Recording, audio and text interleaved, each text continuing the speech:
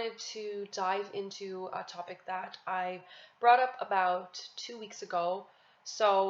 We are now a few weeks into this quarantine, and I was discussing how I've been bringing my community online. And in the previous video, I brought up two specific points, which are going online with the networking events, so going virtual with them, and secondly, doing Facebook Lives. And I just wanted to give you some updates because I've been learning so much.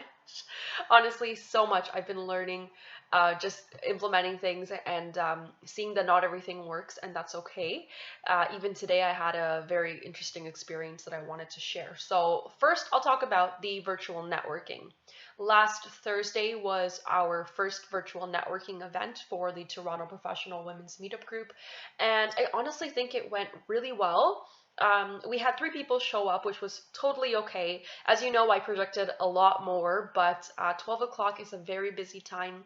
There's a lot happening with other groups and other brands. You know, lots of IG lives, lots of discussions, lots of people hosting their own virtual events. So I was just happy that 3 people showed up. I was able to give them some great feedback on their businesses. We made some new connections, and it was just a great way to kind of learn what they were doing and see how we could all help each other and learn from each other. So that was totally okay. Tomorrow is our second one, and I now have 10 people signed up.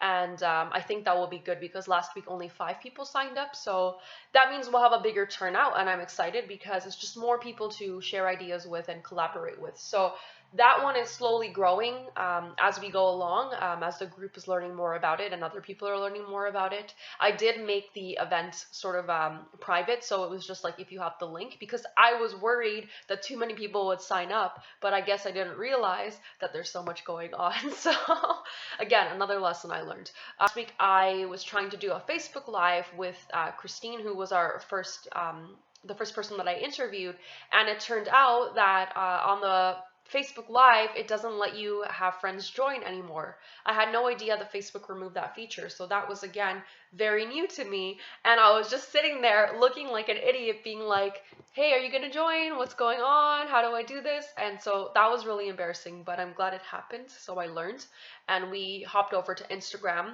The problem with that was not enough people knew we were on Instagram, right? It was just such a quick switch, so everyone was like, oh my gosh, where are you?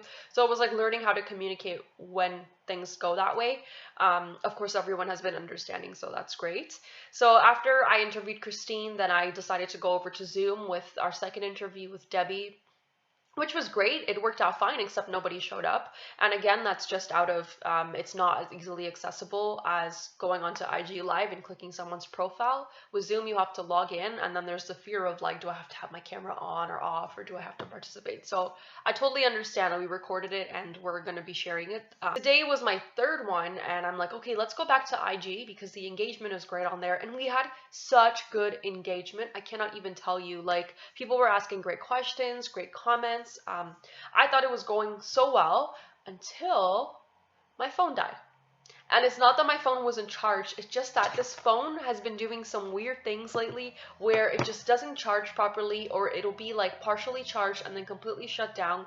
And I'm now learning that IG Live drains your battery like crazy. So I don't know. I don't know what is going on there, but I've decided now, and I didn't even know this was possible, that I could do it through Zoom and then simultaneously stream that to our Facebook group. So I'm going to be working on that, and I will keep you guys updated. But I just kind of wanted to share what I've been going through and how I've been pivoting and transitioning. And you know that it's totally okay to make mistakes and not have things go as planned. I'm the perfect example of that. It's been happening to me for 2 weeks, and I'm still okay. I'm still surviving through this with my business pivoting, and I'm sure you will too. So I'd love to hear from you guys. Have you had anything similar happen? And if so, how did you adjust to it? What did you do to solve the problem?